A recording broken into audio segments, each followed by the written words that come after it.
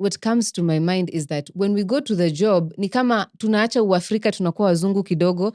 Thanks. Is that Thank the you thing? for saying that, Yes, because yes, yes. as late as last night, I Yeah. was actually listening to another podcast, and the person was actually talking about their career journey, and they said they wish, they were just saying, I wish I had the audacity of a white man.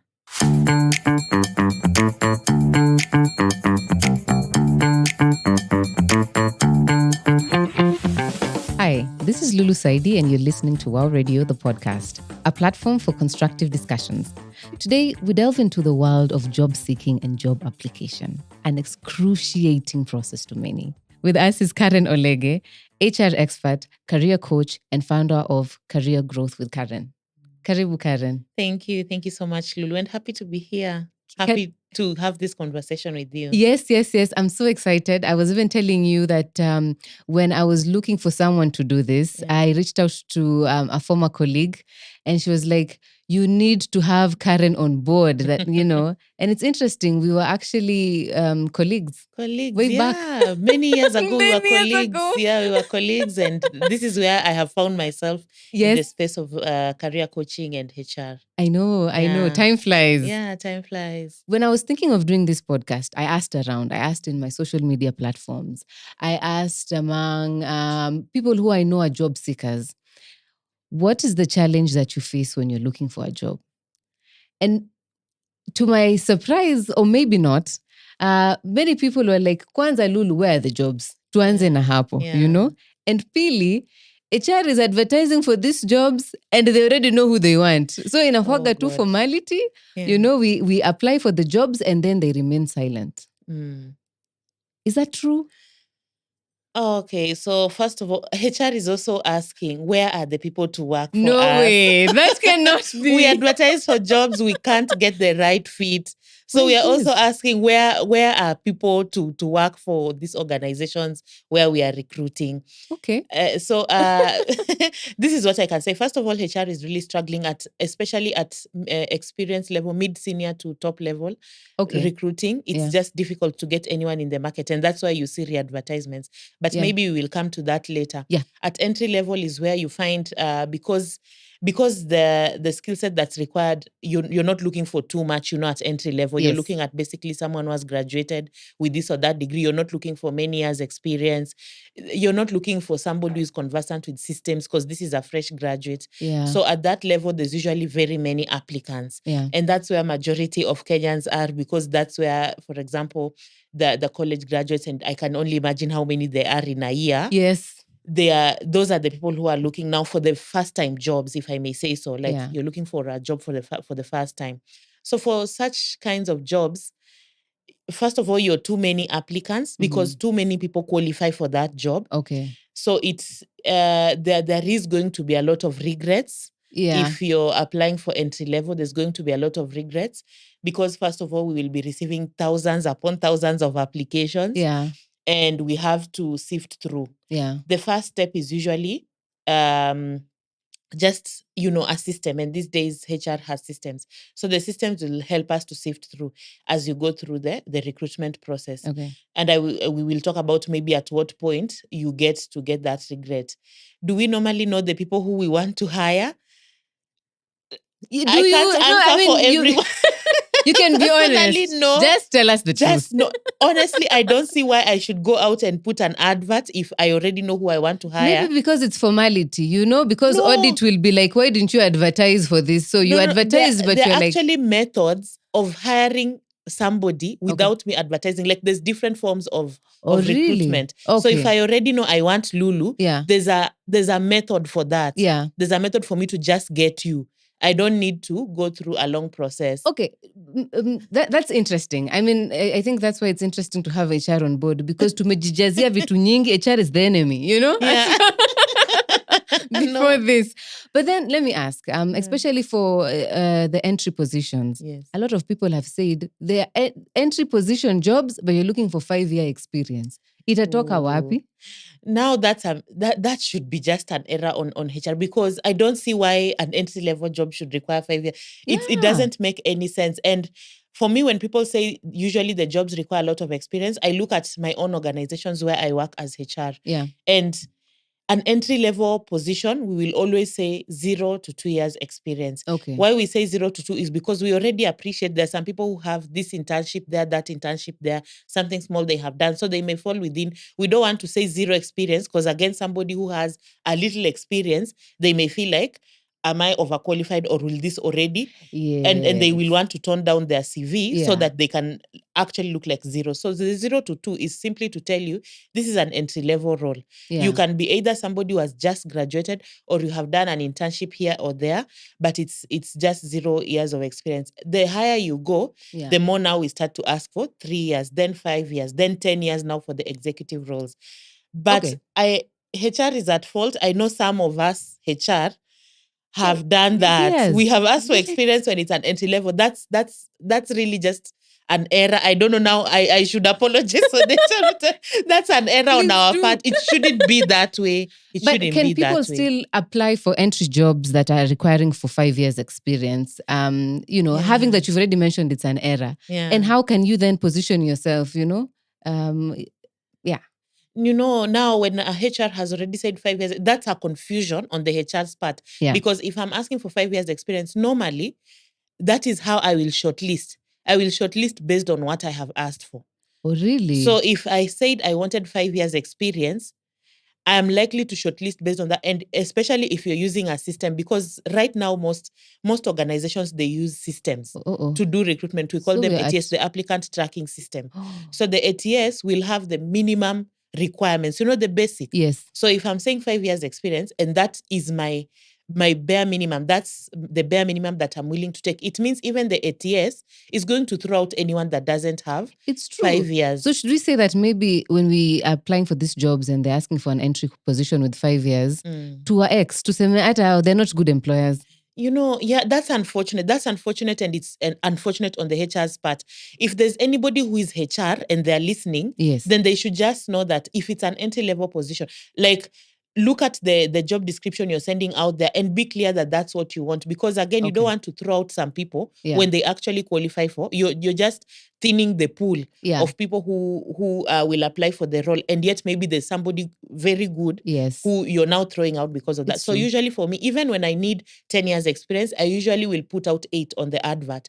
Because I know there could be someone who has just not hit 10, but they are they're 8, still but good. They have something, and there I will compromise a bit. Let's talk about now, this is an entry job position. They're asking for 0 to 2 years experience, and I'm fresh out of campus. And I'm thinking that, this person with 2 years experience has mileage, So most likely HR will be like, oh, this is nice, as opposed to myself. So how do I position myself against this person? We are both targeting the same job. Ni job moja. Akona 2 years, me I have 0. So how do I target myself so that I'm also enticing to HR when they look at my CV? When you just be honest with who you are in your CV. First of all, that's where to start. Be honest. If you are fresh from college, you have never worked. You can't lie that you have worked. But of course, if you have done these attachments, anything, even these 2 months, because sometimes when you're in campus, you do short gigs, maybe 2 months, maybe 3 months. Don't be shy to put those things there in your CV yet, because you haven't amassed a lot of experience. But that internship, that attachment, it counts. But even if you don't have that, you are likely to still be shortlisted because you have met the bare minimum requirement. You have the 0 years of experience to 2 years. and whatever degree that we were looking for. The difference will now come when I'm interviewing you, because now when I'm interviewing, I'm looking at more than just somebody has some experience. I'm looking at your attitude. I'm looking at your soft skills. I'm looking at your personality. And if you have good of those, because somebody may have a bit of experience, but they don't have that. And in fact, it can even work a disservice to them. Because if you have 2 years experience and I'm asking you, what have you done in that organization? You don't have any outstanding achievements. What makes me think you will have any outstanding achievements in my job? So it can actually work against them. And I think you just be honest, come forth, you will be shortlisted. And during the interview, that's where you will sell who you are beyond just this degree and the 0 years experience. That's relieving to hear it straight from HR's mouth. Come as who you are. As you are. As you are, you know. Yeah. That's really relieving. You've talked about skills. Yeah. And I'm thinking, for most Kenyans, as we are trying to transition from campus and nini, we take these low-hanging fruits. Yeah. And come a job. Yes. A low-hanging fruit could be a DJ gig, Yeah. because you have a DJ, you got some DJ skills. Yes. A low-hanging fruit could be now you're helping your folks in their biashara. Your mom has a catering business. Yeah. Now you're helping her cook and serve. Yeah. You are helping your folks in their farm who make sure.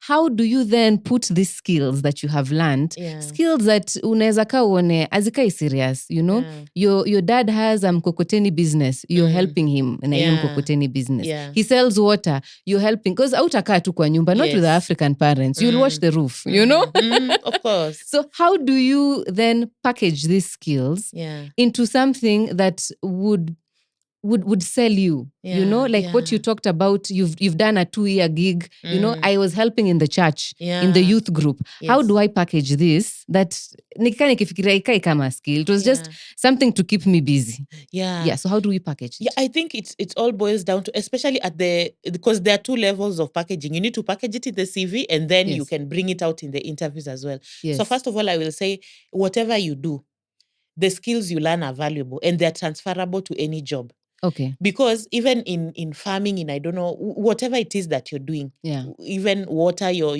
a water vendor, you are learning organization. You are learning how to anticipate for needs. Yes.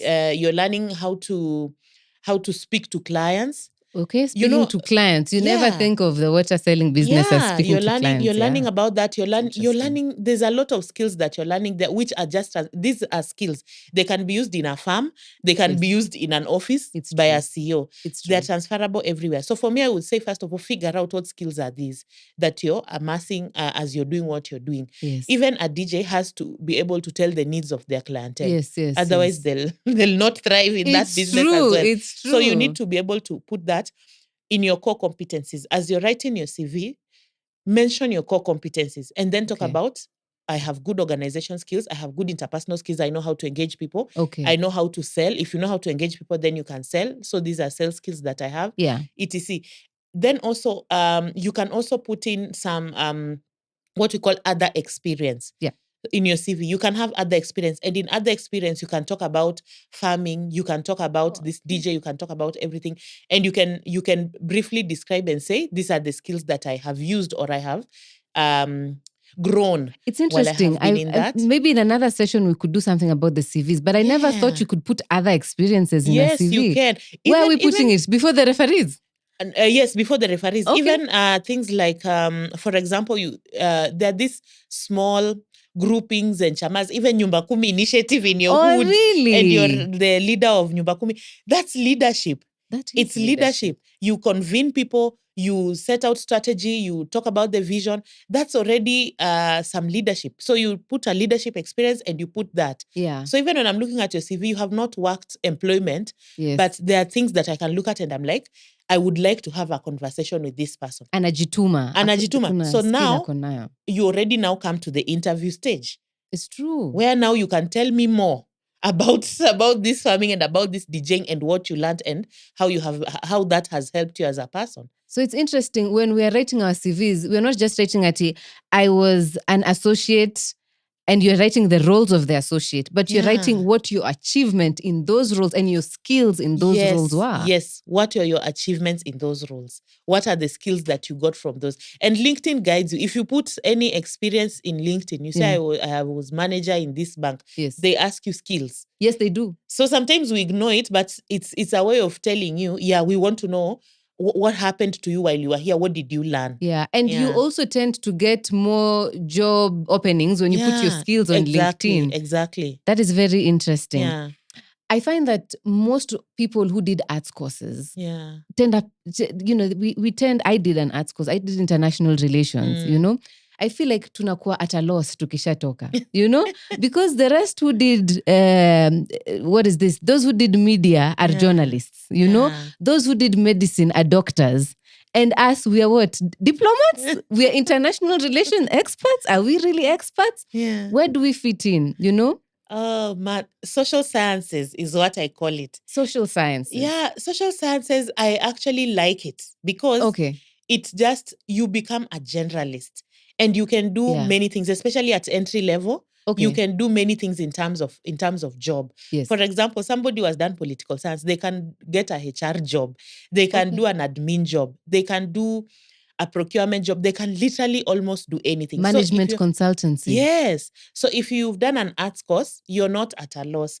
When you look at most of the jobs that we advertise in social sciences, even when I'm advertising for HR jobs, imagine I'm cognizant of the fact that there are so many people who didn't do HR degrees or HR people. Oh, really? Myself included. What did you do?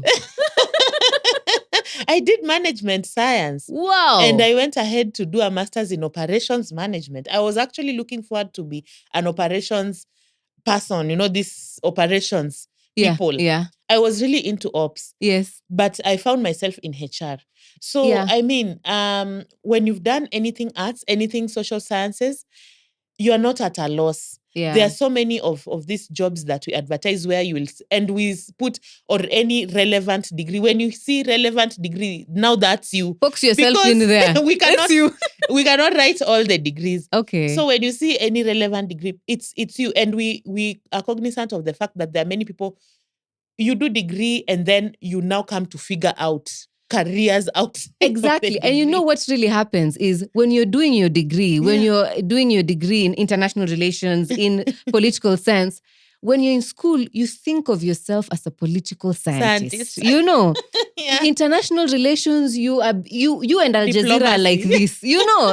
Diplomacy. Why is Iran doing this? Yeah. So now trying to transition out of that and telling me that now, since I did a social science, I can think of myself in HR and other roles. I think that becomes a bit of a challenge. How can we possibly shift that thinking? To Tujione, like we can fit anywhere.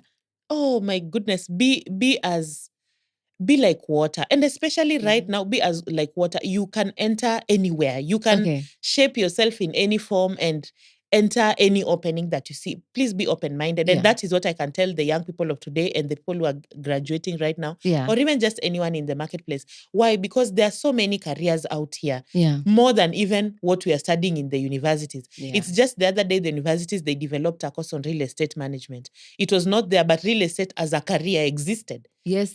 Graphic design as a career existed before it existed as a course. Even right now, I'm not sure whether there's a degree yet for graphic design, but it exists as a career. Yes. Content creation exists as a career, but it does not exist as a degree. So what does that tell you? Yes. There is less being offered in the schools than there is in the professional space. So you need to be open-minded and know there's so much more out here. So if you're rigid, you're blocking yourself. Enter anywhere. If you've done counseling, you've done psychology, you've done IR, get into HR, get into marketing, get into procurement, get into apply for any of these jobs, and you'll be surprised you'll find your passion. Because look at me now finding my passion in HR. It's true. Which is now a space that I really love, which is not something I thought I would ever find myself in when I was studying. So open up your mind, be open-minded, understand that the world is a playground. And also, whatever career you start with, you don't have to end with, I don't have to die HR. But there I may die something very different. It's true. Be like, that can't be Karen. Yeah, I may just find myself, excited about graphic design. What stops me from, even if right now I get excited about law, I will go to law school, I will do law, and I will die a lawyer. I think it also goes back to what you're saying, that it's the skill. We keep on thinking of what skill did I get in school? And what skill do they need? And how can I enrich this position? So that's interesting. But I would say also, I don't know, this is me, you can correct me, that when you're having these discussions there, when I finished my undergrad, funny story. And I was looking for a job and I got a job in radio. In my dad's head, I was still looking for a job. It's like, huyu bado anatafuta kazi. Msaidie anatafuta. Lakini si tunamsikia kwa radio. Lakini unajua alisoma kitu nyingine. She's still looking for a job, because in his head, I was supposed to be a diplomat, So I think maybe also when we start having these conversations, we should look for people who can help us think outside the box. Yes. And then our parents will catch on pole pole. They will, I guess. They will catch on, but also I like the fact that, even me in HR, according to my parents, I'm still looking for Oh, you're work. still looking for Reason jobs, being, I'm not in government. For them, you need to be in government because of the job security. And they're always reminding me, you're not afraid that, just tomorrow the job could end. Yes. But I'm also happy that there are other parents coming up, you and I. Yes. And we are understanding these things, and it is good for us to really understand. So because when our children are looking for work, even our younger siblings, we will be at a better place to respect what they do as a job. You studied this, even you studied medicine, but you have found your niche in something else. Do it as long as it is giving you happiness, satisfaction, and it is adding value to the universe. It's true. There was once after my show, I went to meet my dad in torn jeans, and hapo ndio alijua huyu ako na kazi. Now you totally don't work. Now this one, she needs help. Let's go back and talk about the rejection letters. Yeah. And you told us about how, we talked about how we apply for these jobs and then we just get rejection. People go silent. Yeah. If they go silent, do you apply there again? It's just a red sign. That's not a good place. Well, it's yes and no, but it's yes and no. It depends at what point of the recruitment process you got the rejection. There are people who just you can just submit application and 10 minutes later you have a rejection email in your Are you serious? So if it comes that fast, just know it's an ATS, it's an applicant tracking system. Okay. And it just means there is something wrong with your CV. Okay. There are so many errors that people make in their CVs that cause them to be rejected. What are these errors? There's someone I even told, apply for this job. They sent their CV in Word and it was clearly stating in PDF. And when people tell you send the CV in this format, it's not because that's their preference. It's because that's the preference of the system they are using. Oh. That's the system that has been configured that way. Okay. So if my system can read PDF and it cannot read Word, and you send your document in Word, it's not reading it. It just doesn't read it, so it takes nil, experience nil, degree nil, everything nil, and so it automatically rejects. Some people scan, you know the way like a CV is already printed and then you scan it. So systems, I haven't met a system that can read such kind of a CV. Oh, okay. So mostly again, it will just be nil. So number one, adhere to the format. Okay. And usually PDF is a good format, which most systems will read. But if the advert is specific to the format, adhere to that. Secondly, just the way you format your CV, the way they say chronology, the way you date your experiences, be sure to do that. Because if you don't do that, again, the ATS will have a hard time even knowing how many years of experience you have. Oh, okay. Because there's so many overlaps in your job. It can't be understood in your experiences. And so because of that, again, the ATS may not be able to pick out how many years, because, we normally put like 2014 to this, then this to this. But if you can try and put the month, September 2014 to August of 2018, I did this. So the ATS can tell this is 2 years experience. Okay. This is 1 year experience. Summing it up, you now have the 5 years that the advert is looking for, and then I don't throw you out. When people list their education, these days people do so many other courses, short courses here and there, even online. You do some other courses. Yes. But then you come and list 10 courses, 10 things that you have done, and the degree is somewhere in katikati there. So again, the ATS is not able to pick that this is a degree course or whatever. So you put your academic first and you say, I have a master's in this, then I have a bachelor's in this. Then you say now professional qualifications. Then you put all those other short courses, because the ATS will not pick that. Wow. Those ones we can talk about in the interview. But when it comes to just shortlisting, I just need to know that you have the degree that I'm looking for. Okay. Okay. So small things like those will get you to be rejected. But if you see that when it is later in the interview process, most of the time it's just because you fell off. Because remember, you're still a pool of you. Yes. So you just fell off. Okay. Other people were better than you. And if you see it has been re-advertised, sometimes I will, if it's a re-advertisement, I will suggest that there's no need for reapplying, because that means they didn't meet the candidate they want. Okay. So it's no use unless you see, because in those ones, they will always say re-advertisement. Yeah. But if you don't see re-advertisement, then it's okay. You can apply again, because sometimes, again, it may mean they went ahead with somebody, the person was not, the person did not take the offer, no one took the offer, or maybe there are other things. Maybe they rethought the position, they configured it a bit, and now they're re-advertising. So if they have not specifically said this is a re-advertisement, then you can go ahead and apply again. Oh, okay. Yeah. That is interesting. So then when you're applying for a job, you've mentioned those red flags. Yeah. Really the system, what the system is speaking. Yeah. Now you've told me come for the interview. Yeah. And then I didn't make it. Yeah. Why you didn't like my face? What happened? Yeah. No, it's just competition, guys. And this is where it really gets sad, even for me as a person. It's competition. Really? Because 5 of you can be really good, but I only need one for the job. So there will always be that thing that will, and you can actually all of you be good. And that's something, because even me as on the HR, on the recruiting end, I've also applied for jobs. Yes. And when I apply for jobs, I also, when I don't make it, when I'm not picked for the job, imagine I always just tell myself, there was somebody better. And that's a reality. There's someone better. There's always someone better than me out there. And later on, I always go and check on LinkedIn. If it was Safaricom hiring and I didn't get the job, after about 3 months, I'll check who got it, and I see the kind of experience they have. And the kind of education, because they have something that I didn't have. That's I've never thought of that. I always do that. Unajua si ujam. Tunasema wacha ikae, by the way. They don't know what they're missing. Yeah. So don't feel bad. Really smart. You go back because there could be an advertisement, there could be another position, and you made it that far. They wanted to. There was once a lecturer of mine who told me that the fact that they've called you for an interview is good enough. It's good enough. Actually, it is. They were right. Yeah. So, okay. How then do we stand out? There are there are these 5 people that they've called for this interview who they feel are equally qualified. And like you said, even HR anashanga, this is going to be so hard. Who am I picking? Yeah. How do we make sure we're the ones HR is picking?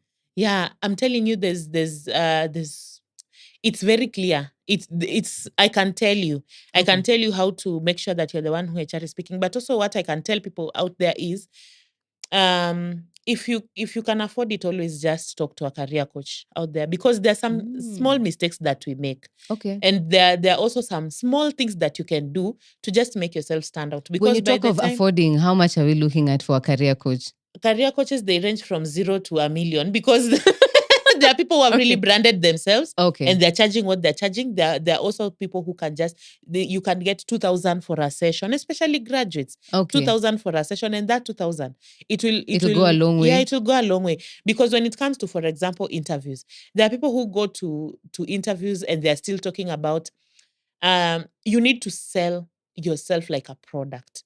Think of yourself as just you're selling yourself. You are the product that I am buying. Okay. So you need to sell yourself as a product. You need to talk about your achievements. Give us an example. This is somebody fresh from campus. I'm here with 0 years experience. You've called me for the interview. There's someone else here with 2 years experience. We're at the waiting room. I'm looking at her. I'm like, even she wore the right shoes. They're probably taking her, I got my coat from my brother and my trousers from my dad. Okay. Oh, my goodness. How would that interview go? I would walk in and they'd tell me, that's difficult question. Tell me about yourself. Why do you ask that question? Yeah, because haven't you read the CV? We have read the CV. Now we want to know what is not in the CV. What about you is not in the CV? So we want to hear about your passion. What keeps you going? And we want to hear things like, I can already see you're a graduate of this and that. But first of all, the confidence. You need to master your confidence. Okay. First of all, you need to master your confidence. I see the way people sometimes talk. Yes. In the interview, it's not. It doesn't bring out. I want to see somebody who is sure of themselves. Okay. So first of all, just from the way you speak. Secondly, tell me about who you are beyond just what I can look at in the CV. Tell me I am good at organizing. I organize all the events in our family. I organize all my friends' parties. I'm very good at organizing. I'm good at anticipating people's needs. That's why people trust me with this and this and that. Oh, wow. I'm good at project management. And that's why when I was in school, I would always be tasked to do this, to do that. These are the projects that I foresaw.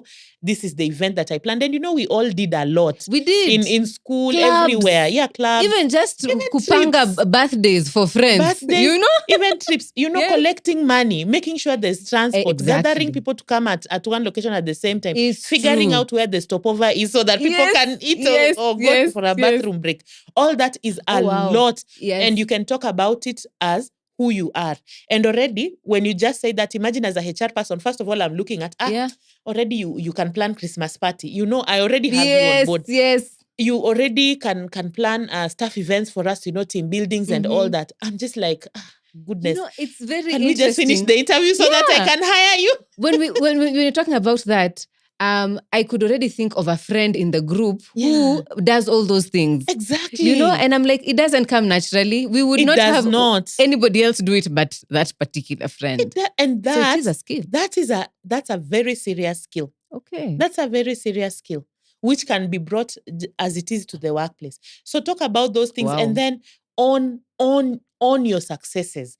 On your achievement. People are very shy. Number one, it's African nature. Yeah. And then for women, we take it a notch higher. We just get too shy. Yes. I'm telling you, when I started sitting in interview panels and I started interviewing men and ladies, you see the difference was day and night. Yes. A man will come and tell you, I brought 10 billion of sales to Safaricom this year. And you go back to the CV and like, this is only 2 years experience. You brought 10 billion. Come on now. And he was part of a big team that brought 2 billion. And he owns it. He owns it. But a lady will come there and she'll say, we have been successful. Even sales have been successful. We have been successful. And I'm like, first of all, who is we? Yes. And you're just one person seated in front of me. Oh, you have to own it as an individual. Yes. But does that not show you as not being a team player? Unachukua credit ya the whole team. Apana, no. There's a part of being a team player, but even in that team, what did you do? Because in a team, there are people who are just joyriders, and I don't want that. Oh, and so your contribution, you can speak about it as I. And if there's nothing you can say it really means really you are the joyrider. And you're the one I am not looking for. You're the one I'm trying to pick out. So you need to go and do something about your skill set. Wow. That is interesting. Does the way you walk in now, with that, I think we should have a session for just the CV and what goes into the interview room. Yeah. I can see a few people nodding in the room. Yeah. Because there seems to be so much. Yes. I want to talk about even how you walk in the room and how you're dressed. Yes. You're from campus. Yeah. You have jeans, and how someone might think that it's a no-brainer that tutavaa suti, but how do you wear the suit? I remember when we were in campus, one of our teachers told us, never go to an interview with white shoes. Until she mentioned it, I never thought it was a big deal. And she was like, white shoes, you wear white shoes if you're going for a wedding or it's just your personal weekend thing. Yeah. You like white shoes. But let them not be seen in an office setup. And so when I started working, that it was almost obvious, you should be like this, but it's not. It's not. Yeah. Is the dress code also really important? How should people dress for the interview? How are we walking in the interview room? Are we knocking? Are we standing and waiting to be told sit down? Are we just sitting down? Are we asking if we can sit down? Yeah. How do we build? Because I feel like that builds also the confidence. Yeah, it does build the confidence. If I can just talk about that logistics, first of all, thank God we have a lot of interviews happening virtually today. That saves you a lot because the shoes, the colors of things disappears at least in a virtual environment. But should you be showing up for an interview? They were expecting you. So why should you knock and remain at the door? The knocking is just courtesy. It's like knock, enter. Okay. They're expecting you to sit. That's why there are chairs. So you get in and you ask, okay, good morning. May I take a seat? And they will be like, please go ahead. Something like that. Don't stand there. Also, I'll be wondering, you're waiting for me to instruct you. Culturally, traditionally, if I'd walk in a room that they're not my peers, they're my superiors, and there's no way I'm sitting like who has told me to sit? But do you see the way that audacity is already, it makes us now be like, okay, fine. It draws our attention to you. We are like, okay, let's listen to this person who has walked in Yeah. knew what they were coming to do, greeted us. Hello, good morning. Can I have a seat? Karen, when you talked about that, when you talked about the audacity, what comes to my mind is that when we go to the job, ni kama tunaacha uafrika tunakuwa wazungu kidogo. Thanks. Is that Thank the you thing? for saying that, Yes, because yes. as late as last night, I was actually listening to another podcast, and the person was actually talking about their career journey, and they said they wish they were just saying, I wish I had the audacity of a white man. It's true. I wish I had the audacity of a white man when I started to work. Yeah. Those guys do not. They don't care. They have the audacity to the roof, and so that's we should what. get that. Yeah, that's the confidence Audacity of that you need to confidence have. of a white man. Of a white man. Yeah. Just get that confidence, because I feel it's cultural to put ourselves down and to be like, okay, I'm waiting to be told, can I? But no. You know, when I started working, and I was working with people the age of my parents. Yeah. And then, people would call them by their first name, Lucy, Karen. Yeah. And I'd be like, should I be like Miss Karen, Madam Lucy? So. It was really hard for me to just be like, Lucy, I'm done with the... So, and then I'd keep on asking myself, so nikikutana na wewe nje, am I still calling you Lucy? If I meet you at a restaurant, and I'm with my mom and I'm introducing you, will I be like, Mom, this is Lucy? Yeah. My mom, like, so it's at the workplace, it's the audacity of a white man. Yes, please have the audacity of a white man. I tell you for sure. I like that. Yeah. Let's talk about career gaps. Yeah. Career gaps. Yes. And career gaps happen because of when we started and you said HR is looking for people, I'm like, what you talking about? We are looking for HR and we're thinking, we've concluded HR is the enemy. Yeah. It has brought its relatives on board and they don't want us. But anyway, a breath of fresh air to know that HR is also looking for us as we are looking for those jobs. Yeah. But then there are career gaps. And these career gaps happen because, you're fresh from campus, out akatu, you start working before informally. Exactly. You're helping your mom with the Maji business. You're helping your dad with the farming. You are doing some DJ gigs, something very different, from what you're doing. Before you know it, it's 3 years down the line, because pia this being busy, aukui sana ukitafuta kazi, So it's 2 years down the line, it's 3 years down the line. Sometimes you have a baby, and you take that break. Unaona, especially when it's the first time. The house helps are from, it's not heaven. I wouldn't say where they're from, but it's not heaven. And uko like, will I leave this very precious one in the hands of these people? Let me take a break, wacha nikae kidogo. Before you know it, there's another one coming. You're taking another break. Before you know it, it's 5 years, it's 4 years, it's 7 years. Yes. And you're thinking of going back. There's also the, as Kenyans, tukona the spirit of self-employment. And I feel it has been inculcated in us millennials na Gen Zs more. Ya kuwa jitume. Jiajiri. Na saizi there are so many platforms za kujituma na kujiajiri online. I can learn web designing na nianze kujiajiri. Start doing it. The thing is that as you continue growing, you realize that your biashara inafika a plateau stage that maybe it can't now support you anymore. It can't support you now that you are a parent. You need to get a stable job. It can't support you. Maybe now you're even looking after your parents who are now becoming old. So you need something stable. So this is like 9 years, 10 years. And are we still starting from scratch? Are we still because there's this one with who's from campus, Ameka 3 years, so 0 formal work experience.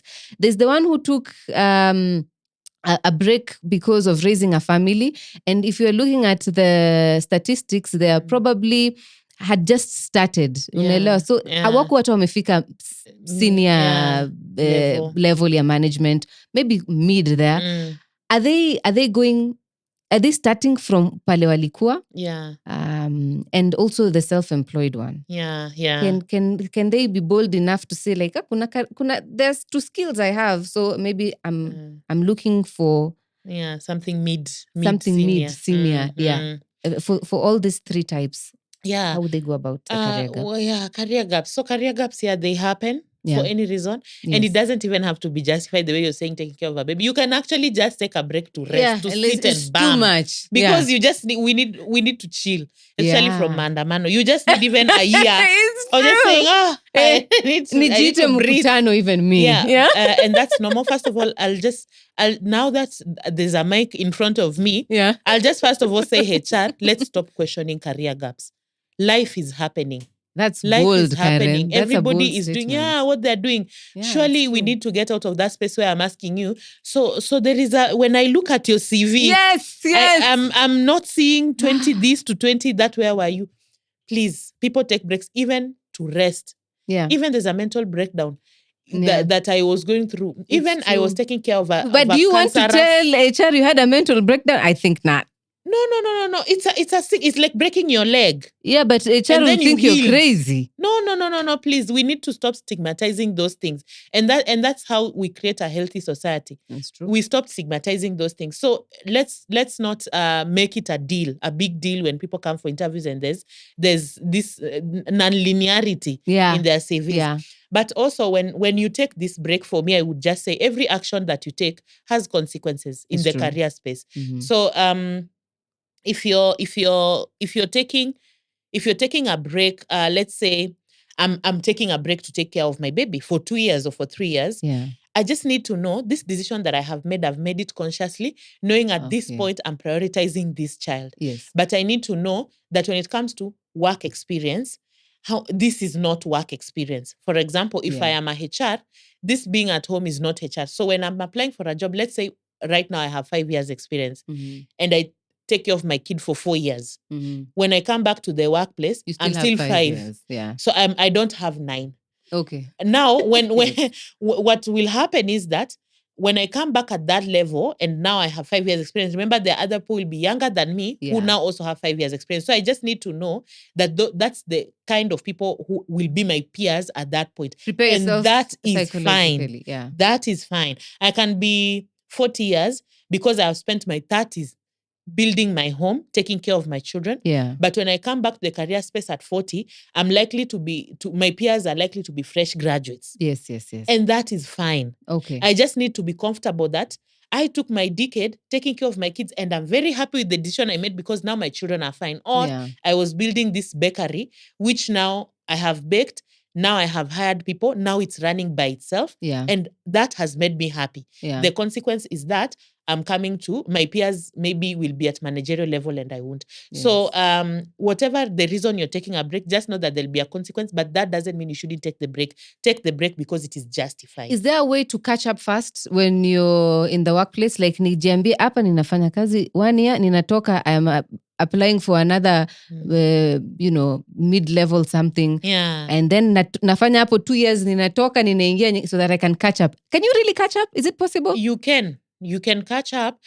I'm a proponent. I'm a big ambassador of job hopping. People know that. Yes. If you watch anything that I put out there, you know that I'm a big proponent for job hopping. Simply because it gives you more in terms of experience. Look at the first 1 month or the first 3 months when you enter a new job. Yeah. There's a lot of learning. You're just immersed in learning. Yeah. You learn their systems. You learn their culture. You learn everything. You learn how they work. You learn everything. But then at some point you stop to learn because now it becomes clockwork. Yes, it's true. It's true. You can do it with your eyes closed. So if you're there 10 years and someone else has been in 5 jobs in those 10 years, that person who's been in 5 jobs knows more than you. Okay. Because they have worked with probably 5 different systems, yes, in 5 different work cultures, yes, in more geographies probably, because maybe ours was just Kenya selling in Meru. Yes. This other one is selling in Kisumu. Yeah. This other one is even gone East Africa. Yeah. So you can catch up in terms of now knowledge and experience and the exposure, and that will count for something when you're looking for other jobs. That's interesting. Yeah. That's interesting. So you can job hope and you can catch up. Yes, you can catch up. You can. Okay. Yeah. Recently, we've been having this conversation as a country and in the country about how the leadership has changed. You know, the cabinet secretaries wametolewa wote. Yeah. We're thinking about new leadership. We're thinking about what Yes. is the face of Kenya. How will Yeah. that look like? And I was just thinking to myself, as much as we have this conversation at that macro level, Yeah. I feel this is a conversation we'll also have at a micro level. Yes. We will start even thinking about Yes. how leadership looks like in our houses. Yes. You know, Yes. we'll start thinking about how are we building leaders from kindergarten. Yes. You know, Yes. and then that also comes to the office space. Yeah. When we're talking about leadership, what are we talking about? I find that we have this culture, ya kuwa, when you have a job, you should be grateful you have a job, you know? I know. And to an extent, people have taken this silence from HR when they apply for jobs as still that, you know, Yeah. still, I'm the big person who is giving you the job, Yeah. and where you're getting the job. So listen, Tulia, you know, it's almost like it's a favor. Yeah. A favor is being done. That wewe shukuru Mungu uko na kazi. Unajua Yes. kuna watu wanatafuta Hawana kazi. kazi, You see people holding placards in Yeah. the Na street. wamesoma. Na wamesoma. Now what they're asking for is that I want any job. Any job, yeah. You know? And I'm thinking, is that really the right approach? Because then any job, Yeah. again, speaks to the culture ya kuwa the person, the employer is God almost. Yeah. And whatever the employer is doing is you should take it. Yeah. You should accept it. Yeah. How should HR change in these changing times? Yeah. Okay. HR should change. And I feel like HR is changing. It is changing, but I really would like to appeal that there is more change from us HR, because from being on this side again, I will tell you it's a paradox.